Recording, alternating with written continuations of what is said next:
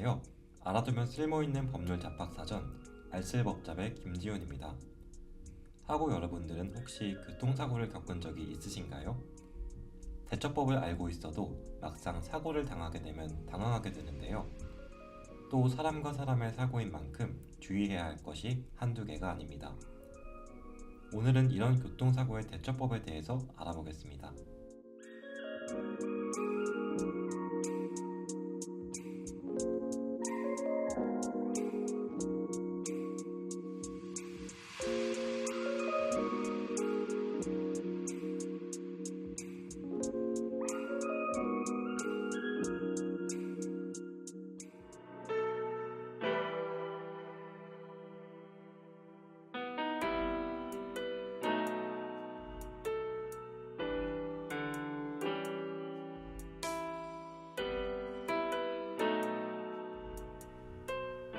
교통사고는 2020년 기준 243만 7,013건이 발생할 정도로 크고 작은 사고가 많이 일어납니다.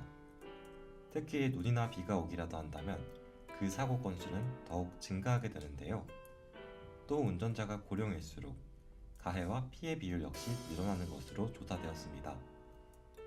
전체적으로 교통사고의 비율이 줄어들고 있는 추세지만 그래도 전체적인 사고 건수를 본다면 무시하지 못할 수준입니다. 그렇다면 만약 교통사고를 당했다면 어떻게 대처해야 될까요?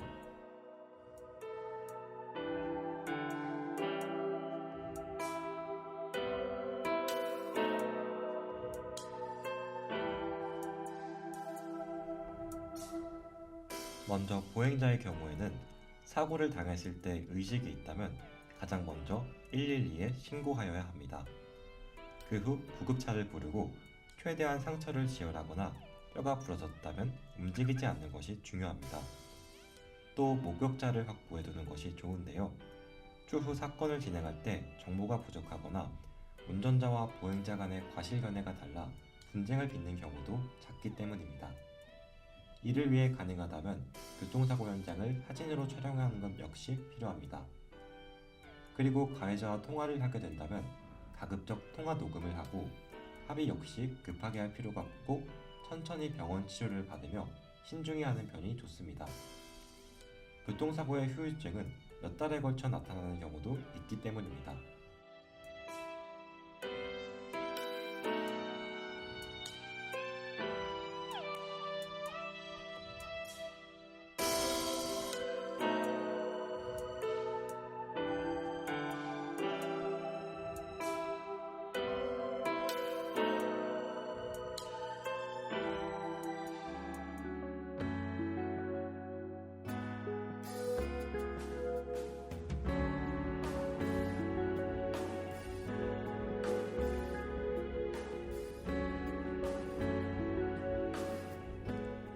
그렇다면 차량 간의 사고의 경우에는 어떻게 대처하는 것이 좋을까요? 먼저 앞서 설명드린 것과 흐름은 크게 차이가 나지 않습니다. 사고가 난다면 현장 사진을 촬영한 이후 교통에 방해되지 않는 곳으로 차를 정차시키는 것이 필요합니다. 또 비상등을 켜고 후방 100m에 삼각대를 세워야 합니다. 만약 차를 움직일 수 없을 정도로 크게 사고가 난 경우에는 보험사 견인차를 부르는 것이 좋습니다. 고속도로에서 사고가 난 경우라면 1588-2504로 전화해 한국도로공사에서 제공하는 고속도로 무료 견인 서비스를 이용하는 것도 방법입니다. 다만 이는 민자 고속도로의 경우 서비스를 이용하지 못할 수 있으니 주의해야 합니다.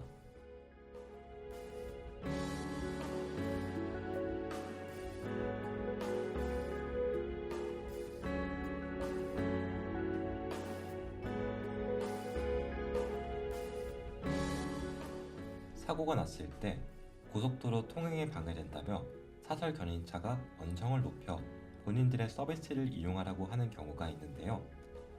이 경우 요금을 과다하게 청구하는 경우가 많으므로 절대 응해서는 안됩니다.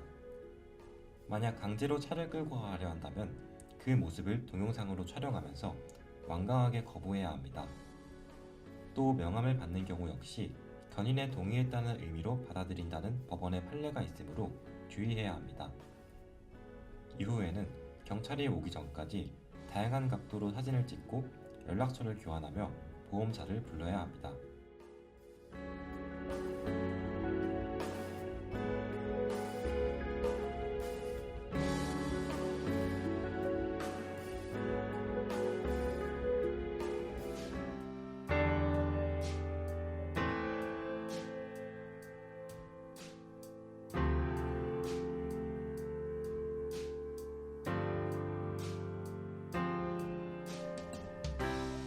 만약 내가 가해 차량이고 보행자와 사고가 난 경우에도 대처 방법은 비슷합니다. 먼저 차량을 즉시 안전한 곳에 정차시켜야 합니다. 여기서 즉시 정차란 자동차 주행 속도에 비례하는 제동거리 이내에 정지하는 것으로 차량을 조금 옮겼다고 뺑소니로 처벌받을 걱정은 안 하셔도 괜찮습니다. 이후 차에서 내려 부상자의 상태를 확인해야 하는데요. 이때 도로에 누워있는 피해자를 무리해서 옮기거나 자세를 바꾸는 행동은 부상을 악화시킬 수 있으므로 최대한 현장을 보존하는 것이 필요합니다. 마지막으로 경찰서와 119 그리고 보험사를 불러 사후 처리를 하는 것이 중요합니다.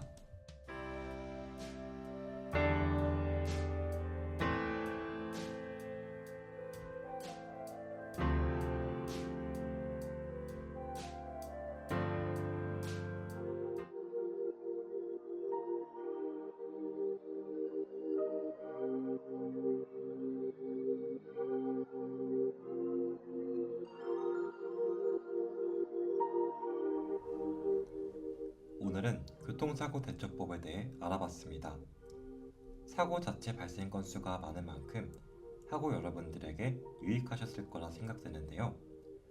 부디 하고 여러분께서 안전운전하시고 항상 도로를 건널 때 주의를 기울여 교통사고가 나지 않기를 바라는 마음입니다. 다음 시간에는 살면서 한 번은 겪을 수 있는 민사소송에 관한 주제로 찾아뵙겠습니다. 지금까지 기술의 박지윤, 아나운서 김지훈이었습니다. 감사합니다.